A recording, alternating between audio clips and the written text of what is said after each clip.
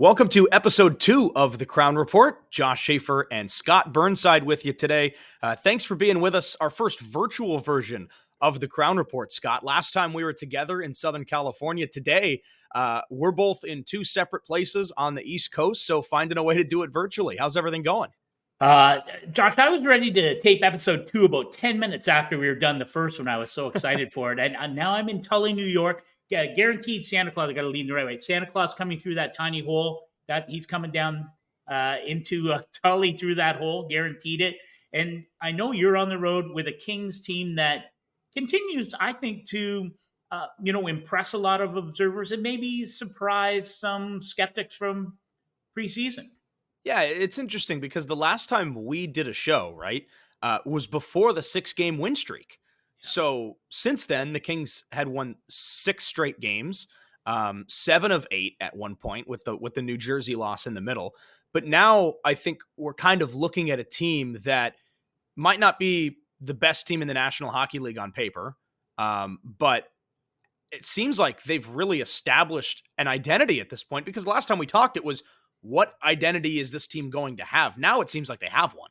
Yeah. Well, and I think we talk about identity in the game.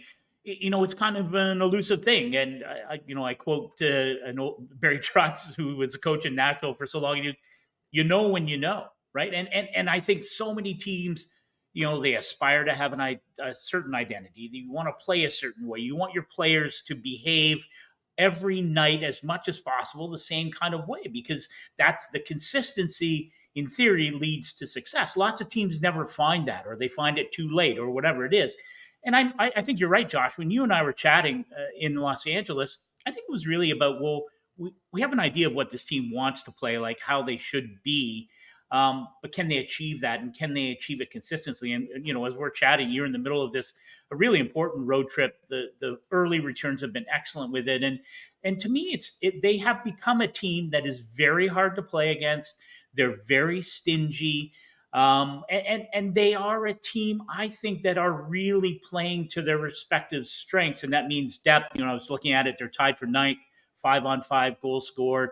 They're tied for second in the league in goals allowed per game. Isn't that Kings hockey? Like, when you thought of what the identity should be, what did you think?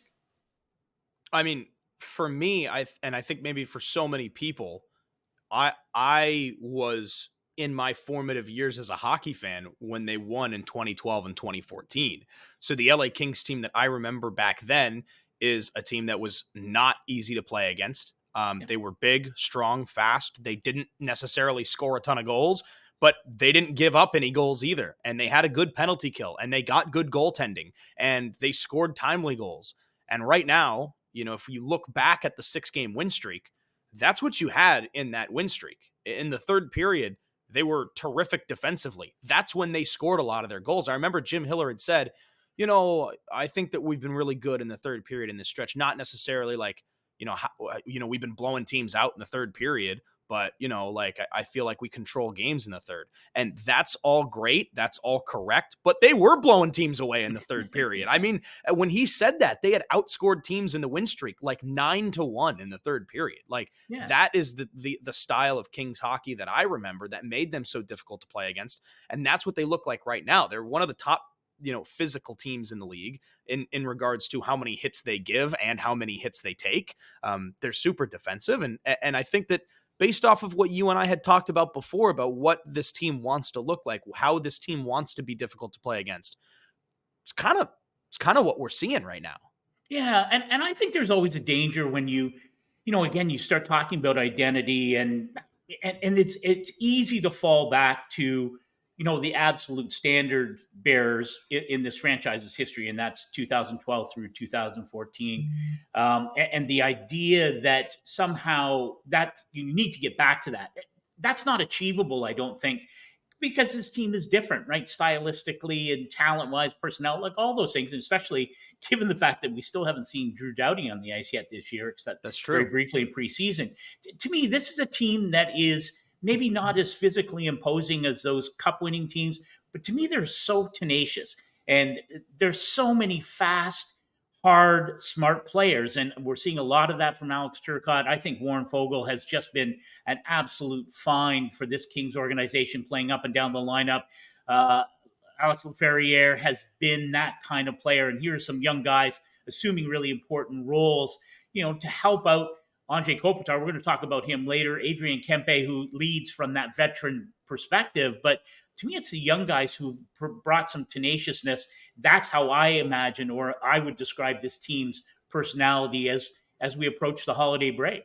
I think obviously you look at the Kopitars and the Kempes, and we will absolutely talk about them more later on in the program. But for me, you bring up Warren Fogle, you bring up Alex Laferriere and Alex Turcotte. Right now, for me, I feel like so much of this team is defined, at least up front, by maybe those middle two lines. The Deneaus, the Fialas, the Laferrieres, Fogle, Byfield. Those middle six, to me, is where I think the Kings are getting some offense, but also they've been really physical as well and have kind of helped set the tone. Yeah. Well, and I don't know if Jim Miller's got to this point yet where stop numbering my lines. A lot of coaches are like that, right? And I think with the Kings, again, maybe a bit of a cliche. I think it's fair, when you talk about you're rolling your lines, all four of them, the Kings to me are where they want to be in just trotting out, especially the top nine. But I think all four lines have shown signs of being able to create offense and certainly being defensively responsible. So I'm not sure you could ask for much more from your forward group. They're a top 2 defensive team in the league without Drew Doughty, top 10 on the penalty kill, again, without Drew Doughty. And offensively, they are led by the guys that I think we would expect to see leading this team offensively. We're going to talk about them when we come back. This is the Crown Report. So, Scott, the LA Kings at one point had won 6 straight games. They had won 7 of 8 games when they were in the middle of this long 7-game East Coast road trip. And for the LA Kings, the two guys up front leading the way are the two that you'd expect. Adrian Kempe leads the team with 16 goals through 31 games at the time of recording. And then Andre Kopitar leads the team in scoring as well. And for Kempe, it's really no surprise at this point what he brings to the team offensively every single night. Yeah, we're going to talk about Ante Kopitar, and I always bristle a bit about this notion, oh, he's an underrated, underappreciated player. I think that ship sailed many years ago. But I will tell you this. I think it's fair to ask or wonder aloud, is Adrian Kempe one of the most underappreciated players in the NHL? I mean, he's a guy who's been named to Sweden's Forward Nations Face-Off squad. It's an indication. It's a very deep, very talented Swedish team. It's an indication to me of just how highly he is regarded nationally by his peers, by the Swedish hockey hierarchy. When I look at him, he's just hovering, as you and I are chatting, just outside the top 10 in NHL goals scored. But I bet if you ask people around the NHL, where does Adrian Kempe fit in there? My guess is a lot of people wouldn't, sort of imagine he is where he is, but he is so opportunistic. He's so fast. He's very smart, terrific shot. And you know what? I think if you asked him, he'd be honest and he'd tell you, you know what? I could probably be at 20 or 22 goals right now. There have been some chances that have gone by the boards, and I know it eats at him when they don't go in. But to me, that just shows a guy that maybe we're just about to see what the true potential for him is, and not to sort of jinx him, but are we talking north of 40 this year? Are we talking someone who could approach the 50 goal level? Again, I think it's one of the great stories of this first almost half a season, especially for the Kings. But again, I think he's one of those surprise players around the NHL that people would be looking at with arched eyebrows. Yeah. You look back at these last few years for number 9, and there's the year that he scores 40 goals. And I think that one was the first year that maybe outside of at least Southern California, outside of the Pacific Division, maybe people were like, whoa, Adrian Kempe is a stud. So there's the 40 goal season. But then last year he regresses from a goal scoring standpoint and scores 28 goals. But now he takes this completely separate step, and for the first time ever, he leads the team in scoring. So, I mean, when was the last time Andre Kopitar didn't lead the team in scoring? Well, last year, the goal scoring regresses for Kempe. but he increases that goal or that overall point total to 75 to lead the Kings. And that seemed like that was a separate step for him in his career, was to kind of step up in that direction and lead the team in a different offensive way. Yeah, well, and I think that's, we talk about maturity, and maturity comes at different times for different players, and it comes in different formats. And to me, it's been so much fun through the first part of this season to watch Anze Kopitar and Adrian Kempe. I know the third member of that trio, the other winger, has changed occasionally. Alex Laferriere, Alex Turcotte. It changes because that's the nature of the game. But to me, the constants have been Kopitar and Kempe. They just fit hand in glove so nicely. And you can see as time goes on, it's that confidence, comfort level. I talked to a Swedish friend of mine in the media, and I said, tell me a bit about Adrian Kempe. And he really didn't have much, because he's like very quiet, very understated. And I think that's, he plays with such fire, and he plays with such speed and skill, but his personality is very low key. He does remind me a little bit of Kopitar in that sense, that he is, there's a certain calmness about him, and his personality certainly seems to fit with playing with the captain. That's for sure. And right now he's leading the LA Kings with in plus minus in goals, and he's continued to contribute both offensively and defensively, much like his line mate, of course, Anze Kopitar. I think you've got a hot take about Kopitar when we come back. Back on the Crown Report, Josh Schaefer and Scott Burnside. Scott, it's time for our new segment that I think we're both pretty excited for. Scott Take, where you give us your new hot take about the Los Angeles Kings. What have you got for us today?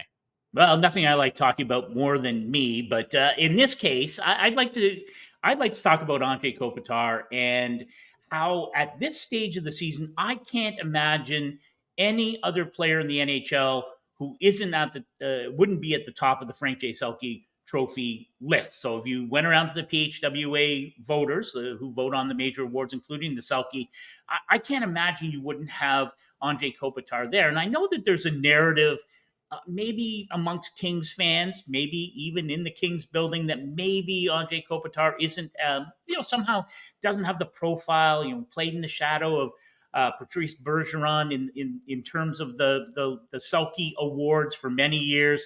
Listen, Bergeron, for me, full value for every Selke Trophy he won. But I really think that Anze Kopitar, at age, I had to look it up here, 37 years old, it's really incredible, he epitomizes to me what the Selke Trophy is about, which is really it's the best two-way forward in the NHL. As a longtime voter, I've always found this the most difficult trophy to vote for. And I found it in my heart, I think it's the most important award the NHL gives out. I think it's more important than the Hart Trophy. I'm sorry, Connor McDavid and all the Hart Trophy winners. I think the Selke is the most important, because the path to winning a championship, the path to the playoffs, the path to success comes from solid two-way hockey. That's what the Selke is about. And right now, there is not a player in the NHL who epitomizes that style at the highest level than Anze Kopitar. Are you with me on this? Can you get on my train? Are you with me on my theory? Yeah, it's pretty easy for me to hop aboard on this one, I think. For me, I think he's second to none right now. If we're looking early season front runner for the Selke, my only thing, my only disagreement here, actually, and maybe this does come from a West Coast perspective, but I do think that he had kind of been second fiddle behind Patrice Bergeron, and not because of who he is as a player or his skills as a player, but simply because Patrice Bergeron was doing that in a major market with the Boston Bruins forever, and they were both so good. And of course, they're always up for that award. So for me, for the longest time, I have thought that Kopitar was maybe not an underrated player, but maybe an overlooked player in a lot of different ways. However, this is where I think things change, Scott. Patrice Bergeron has, he's called it. He's retired. He was a phenomenal player, great person, and a terrific career. But now that Bergeron has decided to step away from his playing days, you've got Kopitar, who for me is, every season, when you look at the Selke Award, I feel like the two easy ones to pencil in, Patrice Bergeron, Anze Kopitar, and then there's always other people that are involved too. For me now, you got to think that a lot of these voters and a lot of people in the hockey world are probably penciling in Anze Kopitar as the first name on their list, right? So I think now things have especially changed. Part of that is because Kopi is continuing to do what he's doing at 37 years old. The other half is that his biggest competition, who has been his biggest competition for his entire career, is no longer in the league. So I think Yeah. that maybe now things have started to change a little bit from that overlooked perspective. Yeah, and listen, as a former president of the PHWA, I'm a little bit sensitive to it, and I really, I think a lot of people like to fall back on the Eastern bias. Listen, I know how the voting pool comes together. I know every effort is made to just, to take that out of the equation in terms of West Coast versus East Coast. And I think historically, if you look at all the awards the writers vote on, there really isn't any. The question, though, for me is Sasha Barkov, of the defending Stanley Cup champion Florida Panthers. He may have something to say about all of this. So when we get back together in the summer, the awards have been handed out. I'm curious to see how this all turns out and whether I am in fact accurate that Kopitar should be at the top of the list and that there is no West Coast bias. So we'll keep a copy of this tape for the summer and see how it all turns out. We'll have to go back and review it. And you know what? I'm with you on one thing too. I think the word bias has a negative connotation. Yeah. And I don't think that, I think that the actual definition is something that is not obvious. It's kind of built in. It's not intentional. But I think that it comes with a negative, connotation. And I don't imply it in that negative way. Sure. But now you've got Anze Kopitar, who is certainly, I think, at the top of that list for many people, or at least I'd hope so, with the way that he's played at the start of this season. So those are the two guys that have really been leading the Kings both up front and defensively for the forward group as well, Adrian Kempe and Anze Kopitar. But the team playing really well, and we're going to take a quick break. When we come back, maybe a look at the road ahead for the Kings and what's been working this season. So, Scott, the LA Kings have been successful these last couple of weeks since our last show. They've established an identity. They've had a lot of their top guys helping carry the team forward. But something that's been interesting, too, is the way that this team has actually played from a lineup perspective these last couple of games. Jim Hiller has gone to the 11 forward, 7 defenseman setup, and I think maybe a lot of fans and people in the hockey world view this as being super unconventional. Is it going to work? You're going to have less forwards. But in the 11 and 7, the Kings have been successful this year. Yeah, I got to tell you, I've been doing this a long time. And sometimes if I was covering a team and someone would raise it with the coach after a game or after practice, I would go, really? 11, 7? I had no idea. I thought there were, I thought there was 12 and 6 all along. But it is interesting because you're getting to the nuance of the game, right? I mean, you're getting to, not just what guys dress every night, but what's that rotation going to be like? How does the coaching staff get involved? Obviously it's a lot different. If you are coaching the D, there are 7 guys to get on and off the ice. You rotate around. DJ Smith's got some, that becomes an issue for him. If you have 12 forwards and barring penalties and all those kinds of things, you're rolling out 4 sets of 3 guys, right? You roll them out. When you have 11 forwards, it does mean that in theory, you guys who are going, your more skilled guys, whatever the criteria is on any given night to fill in for that extra forward spot as you roll your 4 lines.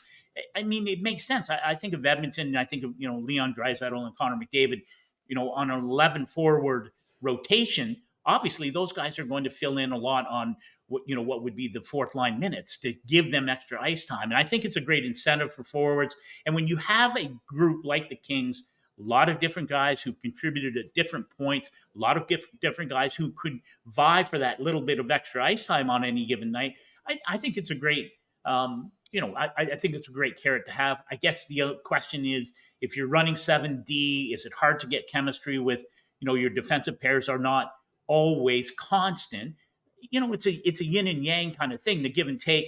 I don't know, like, are you surprised that that Jim Hiller has gone this way? Because it is, the even numbers make things easier and seem to make more sense on a lot of fronts.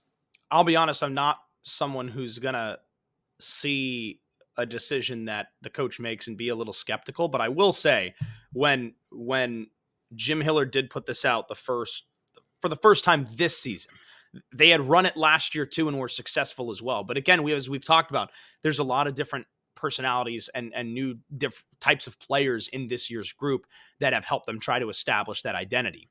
So, at first I'm thinking like, we'll see how long they actually go with this. In the same way, it was, how often will the Kings go with 3 forwards in overtime like we saw earlier this year? How often will the Kings go with 5 forwards on the power play? Like, it's not going to be like this forever, right? They're just trying something. Right. Well, Yeah. now it's been 6, 7 games in a row now. And the team at the time of this episode of the Crown Report is 4-1-1 this season with the 11-7. And when I first saw it, I had that, like, let's see how long it goes. But now that we're seeing the results and we're seeing the way that this team with their current identity rolls out that lineup and has that kind of, I look at it as like a hybrid fourth line, right? Yeah. Or you just have those players rotate in and out of their lines. We were talking to Akil Thomas the other day in Pittsburgh, and he says, hey, I'm thrown out there for my first shift with Kevin Fiala and Philip Deneau. And I got a point seconds into it because now I get to play with those guys and we score a goal just like that, So it's certainly interesting to see the way that it works out. And something that I thought was cool from what Akil Thomas had said, because he'd, been hurt a little bit. He was working, with his scratch, pregame skates, working with the coaching staff. And when he finally gets that opportunity to factor in as kind of the 11th forward, I guess, in the mix, he's a very versatile player. So watching him play in this 11-7 role where he's getting different ice time. I know part of the reason they wanted to do this was because they wanted Kevin Fiala, possibly the team's most creative or skilled, skillful offensive player. They wanted these guys to get the puck more, get more ice time. And for me, I feel like it's working. And then you look at what the team's done defensively without Drew Doughty, top 2 defensive team in the league. So, hey, you're getting another defenseman in the mix as well. Things are already going well defensively, so let's see how the 11-7 works. And right now, it's been good ever since Jim Hiller's been the head coach of the Kings, and since they've started using it on a more consistent basis this season. Well, and again, I think it's the continuity, right? I mean, if you go 12-6 and then next night you're 11-7 and then you go back and forth. I mean, maybe that's less. Maybe it's less effective that way because the players maybe don't know exactly what to expect. I think there's a level of competition that goes into an 11-7 alignment. As you pointed out, competition for not just ice time, but maybe, spots with different line mates. Certainly 7D competition to get on the ice as is going to be fierce. I think a little internal healthy competition is a good thing. And as long, A, you're having success, so why would you change it? But also B, let's let the reel out a little bit. Like, you're not changing it every other night. And I think that's important too. Continuity, players know what to expect when they come to the rink and step onto the ice.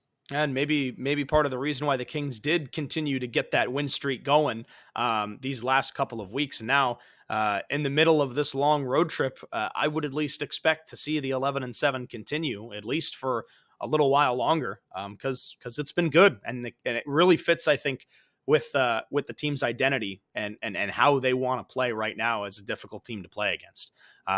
Well, if you like what you hear, we do have an audio version of the Crown Report that continues. So this is going to wrap up our video portion of today's show. Make sure you continue to follow along. The Crown Report will continue throughout the course of this season. And if you want more, make sure you check out LA Kings podcasts and the Crown Report wherever you get your podcasts for more content on the Crown Report. But for now, he's Scott Burnside. I'm Josh Schaefer, and we'll see you next time.